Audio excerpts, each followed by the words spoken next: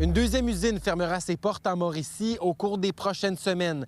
La semaine dernière, l'entreprise Duchesne et Fils à Yamachiche a réussi à avoir un peu plus de temps avec ses créanciers avant d'être obligée de fermer ses portes. Et cette situation s'est reproduite à nouveau lundi matin lorsque les 46 employés de l'entreprise Célie Canada à Saint-Narcisse ont appris qu'ils perdraient leur emploi le 26 juin prochain. On espère que ça va être quelque chose qui va être temporaire, puis qu'on va continuer de garder quand même à l'intérieur de nos activités municipales une production manufacturière de cette nature-là. Là. C'est une entreprise américaine, puis pour eux, peut-être qu'un petit village qui parle français en Amérique du Nord, à Saint-Narcisse, en Mauricie, ben, c'est peut-être pas quelque chose qui est significatif pour eux. Fait que j'ai l'impression qu'ils ont analysé des colonnes de chiffres, puis ils ont pris une décision qui était administrative, comptable, mais pour nous, c'est un impact quand même très important au quotidien. L'ensemble de la production qu'exécutait Célie à Saint-Narcisse sera transféré dans leur usine de Toronto. Célie Canada est installée dans la municipalité depuis 35 ans et a fait partie de l'histoire de plusieurs citoyens des environs. La fabrication du matelas, ça fait partie de l'ADN de Saint-Narcisse. Ça a commencé dans les années 40 avec Georges Veillette puis Matelas Suprême. C'est une usine assez grosse pour la paroisse, là. Il y a bien du monde aussi de la région, là, alentour. Des gens alentours qui travaillent là. Le syndicat entreprendra des démarches auprès des autres entreprises syndiquées de la Mauricie afin d'identifier rapidement les possibilités d'emploi pour les membres touchés par cette fermeture. Le syndicat a aussi mentionné qu'une rencontre avec l'employeur est prévue ce mercredi pour discuter de la suite des choses. Il y a de ça 2 ans environ, il y avait eu une période de requestionnement sur les activités de cette entreprise-là, mais ça s'était résorbé depuis. Fait que je pensais que c'était reparti pour la gloire finalement, puis que cette entreprise-là était pour demeurer avec nous longtemps. Une problématique similaire a aussi lieu du côté de l'Estrie. Meuble South Shore a annoncé lundi qu'elle cesserait ses activités en Estrie, remerciant plus de 126 employés dans leurs 2 usines de Coaticook et de Sainte-Croix. Premièrement, les tarifs américains. Deuxièmement, le dumping asiatique et le fait que l'entreprise, depuis entre 2022 et 2025, a perdu 77 de ses ventes. C'est pas rien. On a mis beaucoup d'énergie du côté libéral pour sauver l'acier, l'aluminium, mais très peu a été fait pour l'industrie de la transformation du bois. On apprenait aussi dans le message Facebook du député fédéral conservateur de la région qu'une autre usine de meubles de l'Estrie, l'usine Bestar, pourrait annoncer sa fermeture ce jeudi. J'ai reçu beaucoup de messages des employés de Bestar hier qui m'annonçaient que leur entreprise éprouvait des difficultés puis qu'il y aurait une annonce qui serait faite jeudi. Est-ce que c'est une fermeture court terme, moyen terme, long terme? Est-ce qu'on n'a pas les détails? Les régions du Québec subissent de plus en plus l'impact des tarifs douaniers, alors que ça fait plus d'1 an que les premiers tarifs de Trump ont été mis en place. À Saint-Narcisse, Maxime Dany pour Nouveau Info. Comme chaque année, les drapeaux de l'Hôtel de Ville de Sherbrooke, tout comme ceux du Québec partout en province, sont en berne en ce jour de deuil national. Cette journée commémore les travailleurs morts ou blessés à la suite d'un accident ou d'une maladie professionnelle. Elle vise à sensibiliser la population sur la prévention des accidents de travail. L'an dernier, 257 personnes ont perdu la vie dans l'exercice de leurs fonctions. La prudence est de mise en forêt. Le danger d'incendie demeure élevé en Estrie et au centre du Québec en raison du temps sec et chaud des derniers jours. C'est d'ailleurs au printemps qu'il y a le plus de feux de végétation. La Sopfeu demande d'éviter les brûlages de rebut. Il y a présentement 6 feux en activité en Outaouais dans les Laurentides. Le bois de Dufort et le bois qui entoure toute la Évangeline puis le parvovirus. Il y a présentement une éclosion de parvovirus à Sherbrooke. C'est un virus qui s'attaque directement au système immunitaire de votre chien. Il est extrêmement dangereux. Il peut être mortel pour votre animal de compagnie. La Société protectrice des animaux de l'Estrie met en garde la population. On a reçu en fait un signalement hier matin sur la rue Évangeline, donc autour de l'École internationale du Fort à Sherbrooke, comme quoi il y avait un chien qui était malade et potentiellement d'autres aussi que ça s'était propagé. Donc, on nous a signalé la présence de selles infectées et de présence de sang dans ces selles-là, et c'est vraiment un facteur parlant, un symptôme qui est directement lié au parvovirus. On espère vraiment que ça ne se propagera pas dans les prochains jours. Une citoyenne qui habite dans le secteur du Mont-Bellevue, Kim Fredette, a 2 chiens, et ces 2 chiens ont contracté le parvovirus. Ils sont en quarantaine depuis maintenant 1 semaine. Il y avait du sang en quantité industrielle, puis je pensais vraiment qu'elle allait mourir. Elle a très maigri parce qu'elle n'était pas capable de rien garder.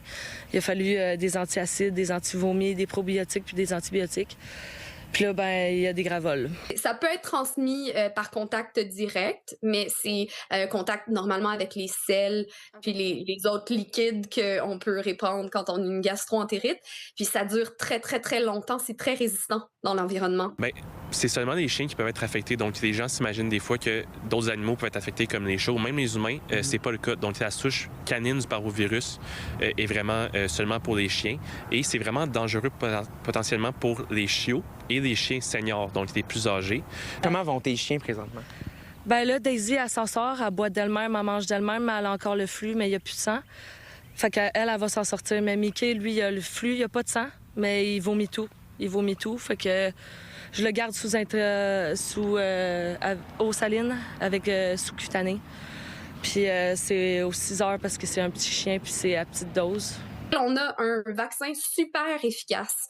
Donc, propriétaires d'animaux de votre région, s'il vous plaît, maintenez les vaccins à jour. Allez faire les premiers vaccins de vos jeunes animaux le plus rapidement possible parce que, oui, il y a des dangers, malheureusement. Là. C'est un vaccin qui est vraiment pas dispendieux en clinique. On parle de 15 à 20 $. Donc, c'est vraiment pas cher comme protection, en fait, pour votre animal. Donc, en fait, un chiot, dans sa première année de vie, doit recevoir le vaccin de 3 à 4 fois. Qu'est-ce que tu voudrais que les gens fassent? Vacciner vos chiens, ramasser vos crottes. Puis les sols là, sont contaminés pour 1 an, fait qu'on est fait. L'Estrie est faite pour au moins 1 an avant de pouvoir s'en sortir de ça, d'après moi. Là. La SPA de l'Estrie demande aux propriétaires de chiens d'éviter le secteur afin de restreindre la propagation du virus.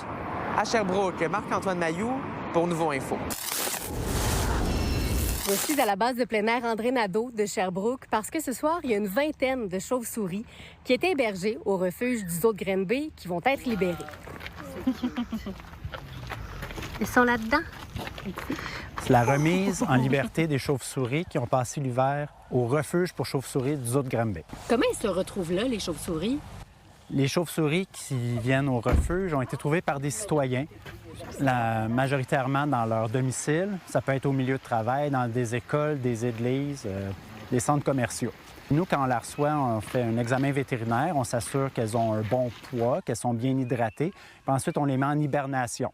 Puis vous en avez reçu combien cet hiver, tes chauves-souris? On a reçu 85 chauves-souris. C'est un record en termes d'admission individuelle.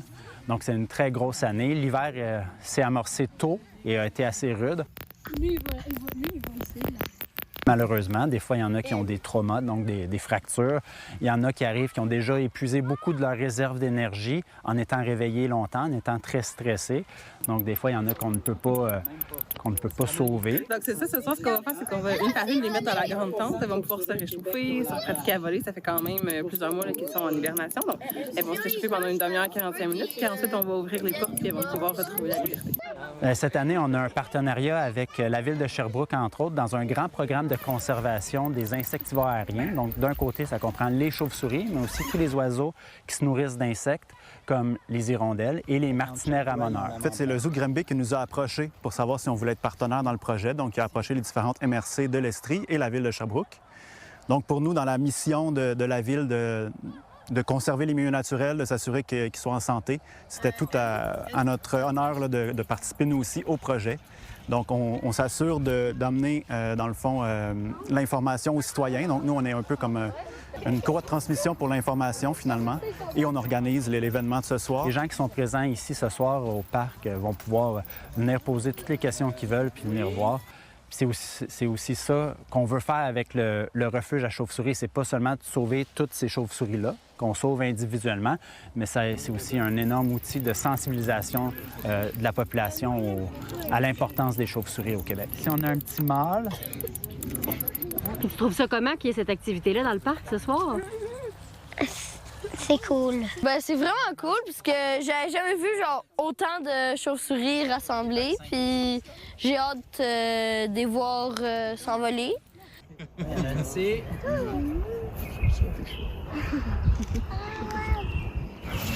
pense que c'est la dernière.